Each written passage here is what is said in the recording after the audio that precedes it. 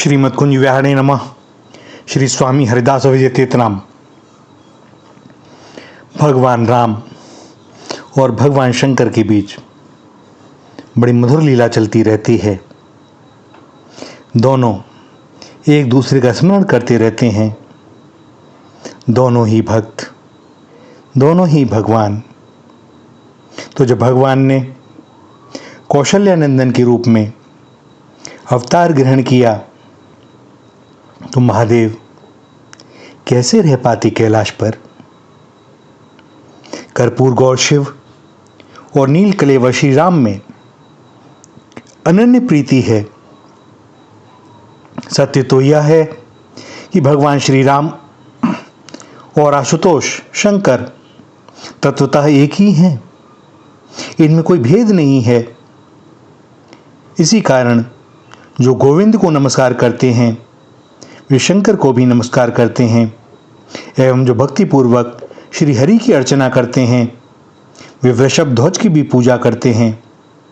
जो विरूपाक्ष से द्वेष करते हैं वे जनार्दन से भी द्वेष करते हैं, और जो रुद्र को नहीं जानते, जिन्हें रुद्र का स्वरूप विदित नहीं है, वे राम को भी नहीं जानते।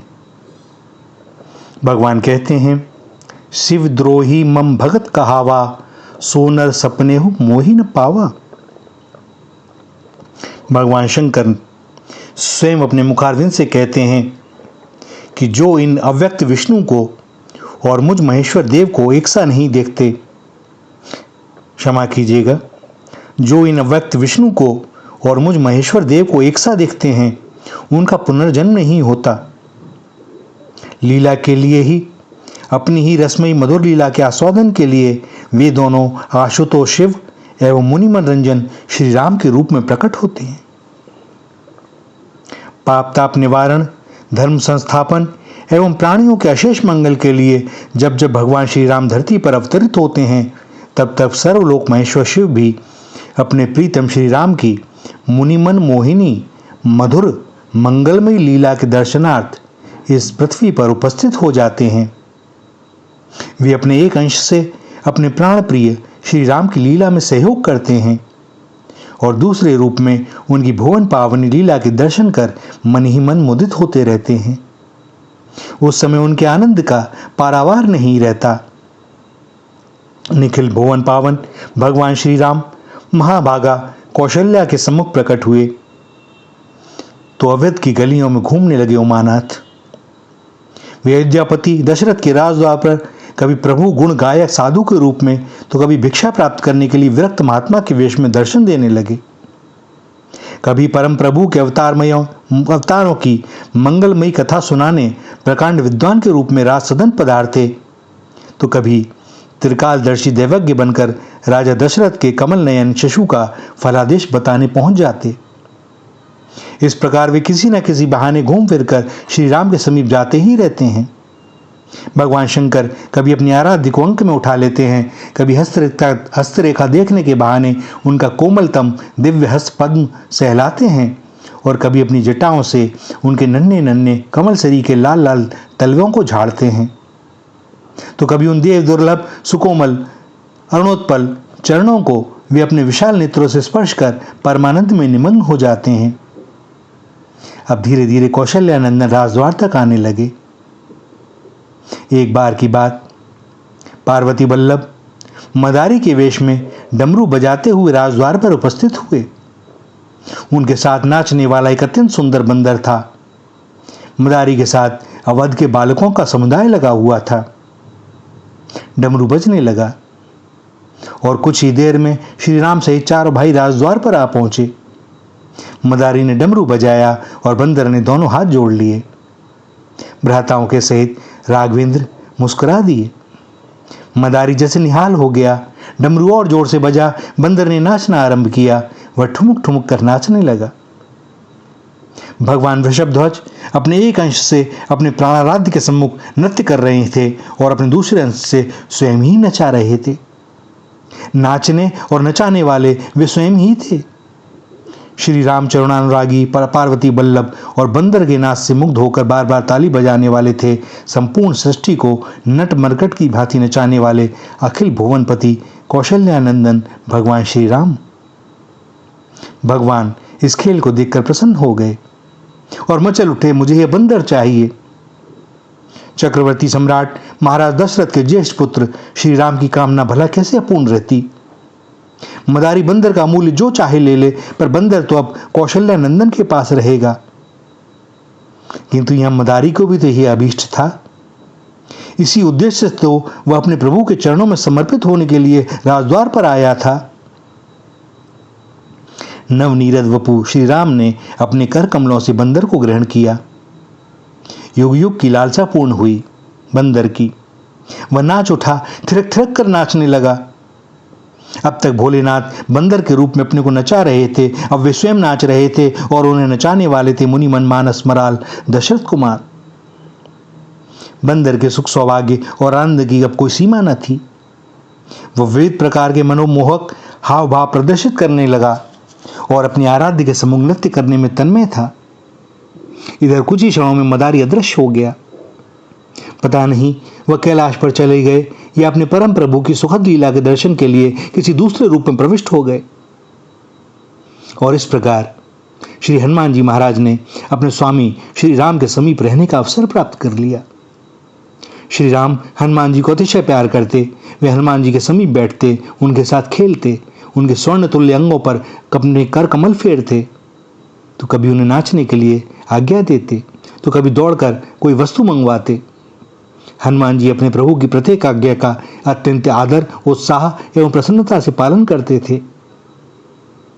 वे प्रत्येक रीति से भगवान श्री राम को प्रसन्न करते। भगवान श्री राम को जैसे सुख मिले, उनका जैसे मनोरंजन हो, उनका यही कार्य। राम काज करवे को रसिया। इस प्रकार कई वर्षों का समय क्षणार्ध के समान व्यतीत हो गया। महर्षि विश्वामित्र अयोध्या पधारे और जब उनके साथ श्री राम के जाने का अवसर आया तो उन्होंने हनुमान जी को एकांत में बुलाकर कहा, मेरे अंतरंग सखा हनुमान, मेरे धराधाम पर अवतरित होने का प्रमुख कार्य अब आरंभ होने वाला है। लंकाधिपति रावण की अनीति एवं अनाचार से पृथ्वी विकल हो उठी है। अब मैं उसका वध कर पृथ्वी पर धर्म की स्थापना करूंगा। मेरे इस कार्य में तुम्हारी सहायता अपेक्षित होगी। दशानन ने महाबली बाली को मिला रखा है और वह अपने अनुज सुग्रीव के रक्त का प्यासा है। भयाकांत सुग्रीव ऋषिमुख पर्वत पर निवास कर रहे हैं। अतएव तुम ऋषिमुख पर्वत पर चले जाओ, सुग्रीव से मित्रता करो और मैं पास में ही बसने वाले मारुच सुबाहु और ताड़का का उद्धार कर कुछ ही दिनों में दंडकारण्य में खरदूषण, त्रिशरा और शूर्पणखा जैसे भयानक कंटकों को दूर करता हुआ ऋषिमुख की ओर आऊंगा। वहां तुम मुझसे सुग्रीव की मैत्री स्थापित करवाकर वानर भालुओं के द्वारा मेरे अवतार कार्य में सहायता करना। हनुमान जी यूं तो अपने प्रभु से पृथक होना नहीं चाहते, किंतु प्रभु की आज्ञा का पालन ही उनके लिए सर्वोपरि कर्तव्य। उन्होंने अपने प्राण आराध्य के चरणों में प्रणाम किया और उनके मंगल में कल्याण में मधुर नामों का मन ही मन स्मरण करते हुए वे ऋषि मुख के लिए चल दिए। भैया, हनुमान जी महाराज दास भक्ति के आचार्य हैं। दास कैसा? प्रभु की आज्ञा उसके लिए सब कुछ। हनुमान जी को ठाकुर जी से इतना प्रेम है कि वे उन्हें छोड़ना नहीं चाहते क्षण भर के लिए भी। किंतु भगवान की आज्ञा है तो आज्ञा सर्वोपरि, क्योंकि यहां कोई अपने स्व सुख की आकांक्षा नहीं है। मेरे स्वामी की इच्छा जो हो वही मेरा कर्तव्य है और उसी में आनंद है, चाहे उसके लिए प्राण ही क्यों न चले जाएं। कोई अपना धर्म नहीं, कोई अपनी प्रतिज्ञा नहीं। स्वामी ने जो कह दिया बस वही धर्म है। भगवान की जैसी आज्ञा हो जाए उसका पालन करना ही हमारा कर्तव्य। यह दास भक्ति का सूत्र है। हम यह चाहते हैं इससे हमें सुख मिले, नहीं, ऐसा कुछ नहीं। प्रभु को कैसे सुख मिले? प्रभु क्या चाहते हैं? वे जो कर रहे हैं वह मेरे लिए परम मंगलमय है, भले ही उसमें अभी हमें प्रतिकूलता और दुख की अनुभूति हो। क्योंकि वे मंगल भवन अमंगलहारी हैं। उनके द्वारा हमारा अमंगल कभी हो नहीं सकता। हम उनके अंश हैं। वे परम उदार हैं, अकारण करुणा वरुणाने हैं। भैया, बड़े छोटे छोटे सूत्र हैं भक्ति की ओर आगे बढ़ने के लिए। मन में उनके मिलन की प्यास जग जाए, प्रतिक्षण तीव्र होती चली जाए। वे ही भेजेंगे किसी को। जो भी हनुमान जी की भक्ति करते हैं, हनुमान जी का स्मरण करते हैं, हनुमान जी का तो एक ही कार्य है, जो उनके पास आवेगा उसे राम जी के पास ले जाएंगे। अपने पास किसी को रखते नहीं। स्वामी के हाथ में हाथ पकड़ा देते हैं, प्रभु आप ही संभालो इसे। आपका यह बालक हनुमान आपके हाथों में इनका हाथ दे रहा है। भैया, यह दास 8 दिन के बाद आज ही अयोध्या से लौटा और उन जानकी वल्लभ सीताराम की करुणा कृपा से विभोर, श्री हनुमंत लाल की कृपा से विभोर, कहने को शब्द नहीं। बस हृदय पटल पर अंकित हो गया है सब। वे कितने कृपालु हैं।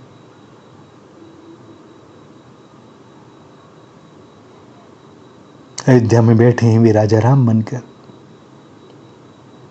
और ये दास यूं कभी वृंदावन छोड़कर जाना नहीं चाहता कहीं पर भी।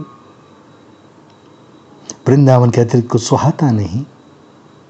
किसी तीर्थ में कहीं पर जाने की कोई चाह नहीं, क्योंकि हमारे रसिक समुदाय में तो यही कहा जाता है कि ठाकुर जी यदि वृंदावन के बाहर खड़े हों और बुला रहे हों तो भैया उनकी ओर देखना भी नहीं। उन्हीं से कहना कि आपको आना है तो इधर आ जाओ। वृंदा विपिन राज्य के बाहर हरि हु को न निहार। यह ऐसा है वृंदावन। किंतु उन्हीं युगल सरकार की प्रेरणा हुई, और बात वही कि जाना नहीं चाहता, लेकिन प्रभु यदि चाहते हैं तो कोई बात है ही नहीं, फिर तो वही करना है। यह दास गया अयोध्या, दर्शन किए कनिक बिहारी जी के, और देखा वे राजा की तरह विराजे हुए हैं,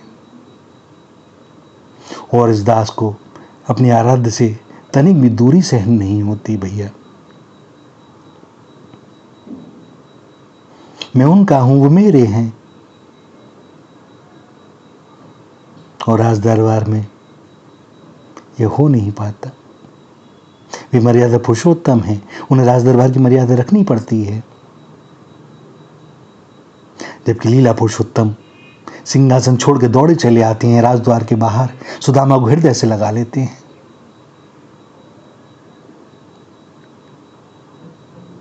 वे ही हैं दोनों, इनमें कोई भेद नहीं है। किंतु जैसा अवतार वैसी लीला। किंतु ये दास क्या करे? उसका चित्र तो उनके श्री चरणों में पड़ा हुआ है। वे राजा हैं, अपने को समझ नहीं आता भैया, ये मेरे हैं बस। और दास ने उलाहना दिया उन्हें। 8-9 वर्ष पूर्व जयपुर में भी तुमने यही किया था। गोविंद देव मंदिर में राजा बने बैठे हो, प्रसाद लगाया तो बढ़िया नंबर से जाता है, दर्शन करने के लिए लाइन लगती है। यहां हम अपने हाथों से पवाने वाले, कैसे सहन होता? तब भी बड़ा उल्हाना दिया था तुम्हें।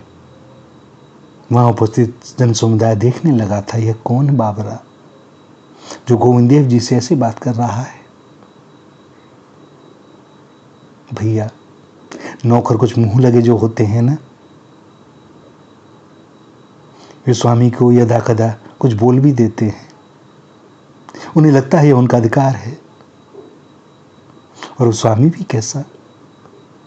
सब सिर माथे, जो जो कह दे।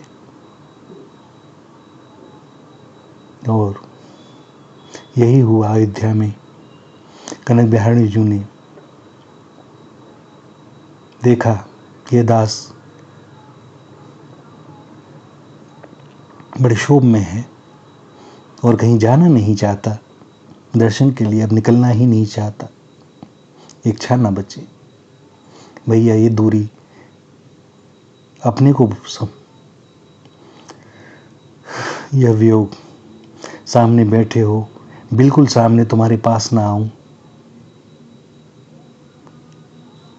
तो ऐसा लगता है बहुत दूरी हो गई।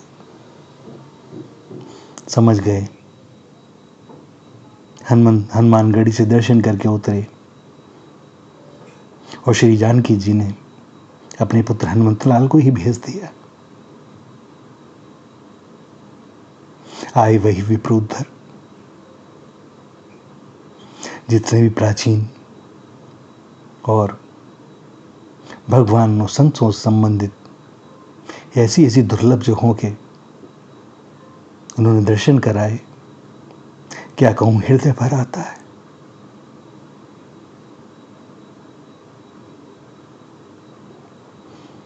कोई नहीं जानता, अयोध्या में ही करीब 15-20 किलोमीटर दूर एक जंगल में एक वृक्ष जिस पे राम नाम लिखा हुआ है प्राकृतिक रूप से, उसके दर्शन, नागेश्वर बाबा के दर्शन, काले राम के दर्शन, जो मूल शेर विग्रह राम जन्मभूमि का था बाबर के समय और जिसे सरयू में डाल दिया गया था, और कई 100 वर्षों के बाद उसका सरयू से उद्धार हुआ और वहां विराजमान है। वह राज दरबार का दृश्य, मूल श्री विग्रह विक्रमादित्य द्वारा स्थापित, और भी बहुत कुछ। प्रतिदिन सरयू जी का स्नान, उनका वरद हस्त, वही श्री यमुना जी जो भक्ति प्रदान करती हैं वहां सरयू जी के रूप में, वही मेरा वृंदावन, वही मेरी अयोध्या, वही मेरे युगल सरकार जो यहां विराज रहे हैं, वहां सीताराम जी के रूप में वही युगल सरकार विराज रहे हैं। क्या बताऊं, कृतज्ञ, विभोर, निशब्द मेरी स्वामिनी अकारण करुणा करती हैं। पता नहीं यह दास राधा की शरण में है कि नहीं, या यूं ही अपने को कहता है राधा शरण दास। यह झूठा भले ही हो, लेकिन उन्होंने सत्य मान लिया है।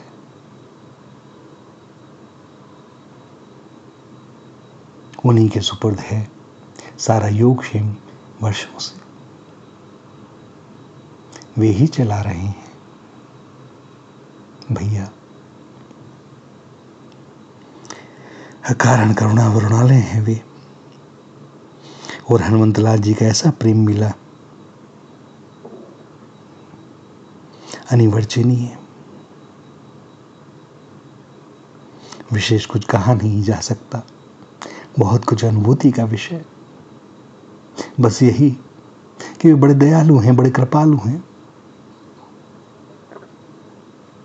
और हनुमान जी महाराज राम जी के पास ले जाते हैं, क्योंकि यही तो भगवान आशुतोष का कार्य है। जो भी भगवान आशुतोष की पूजा करते हैं उनसे कुछ नहीं मांगते।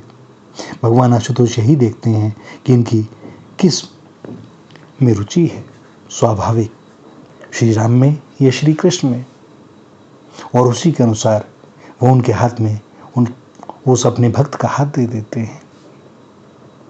क्योंकि जो सबसे दुर्लभ है अब उन्हें वही देना है, क्योंकि कुछ मांगा नहीं गया, और जब मांगा नहीं जाता तो बड़ा दुर्लभ मिलता है। स्मरण रखिएगा, सूत्र है यह भी भक्ति मार्ग का। श्री राधा श्री राधा श्री राधा।